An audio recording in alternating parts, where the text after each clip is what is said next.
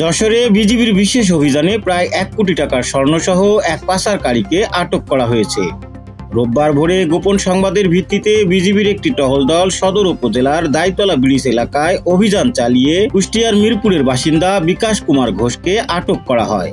BGB জানায় ভোর 5টা 30 মিনিটে সন্দেহজনক চলাফেরা দেখে তাকে থামানো হলে প্যান্টের পকেটে লুকানো অবস্থায় 515 গ্রাম ওজনের 3টি স্বর্ণবার ও 4টি স্বর্ণালংকার পাওয়া যায়। এছাড়া তার কাছ থেকে একটি মোবাইল ফোন, হাতঘড়ি ও নগদ 1549 টাকা জব্দ করা হয়।